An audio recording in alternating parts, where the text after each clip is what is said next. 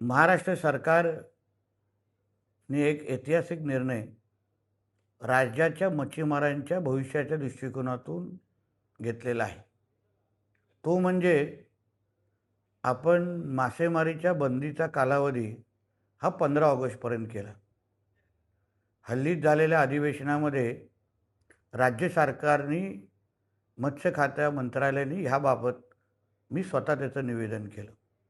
हेतू एवढाच होता की राज्याचं मत्स्य उत्पादन वाढावं, जी वर्षानुवर्ष असंख्य मच्छीमार बांधवांची मागणी होती।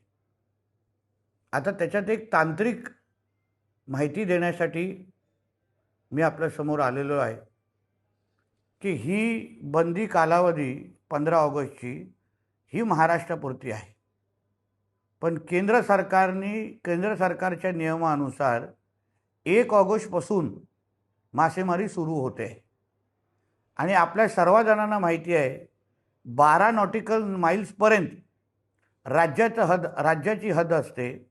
12 नॉटिकल माइल्सच्या बाहेर ही केंद्र सरकारची हद्द सुरू होते आणि म्हणून 1 ऑगस्टपासून जे काही बोटी जे कोण मच्छीमार 12 नॉटिकल माइल्सच्या बाहेर जाऊन म्हणजे केंद्राच्या हद्दीत जाऊन मच्छीमारी करू इच्छितात त्यांना कुठल्याही पद्धतीची अडचण होणार नाही।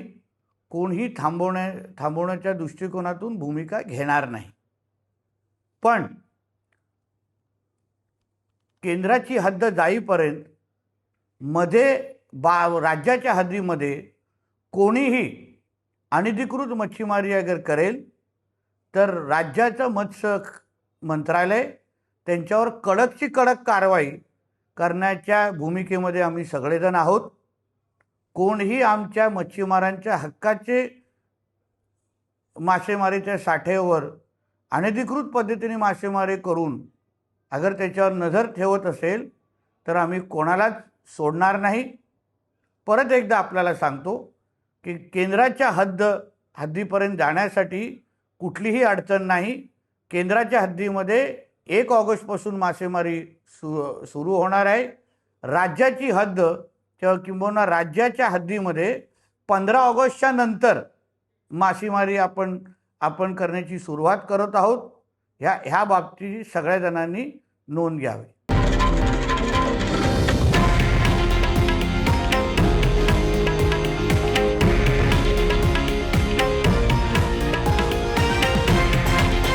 हे आहे देशातील नंबर 1 न्यूज नेटवर्क आणि आपण पाहत आहात TV9 मराठी, एकमेव।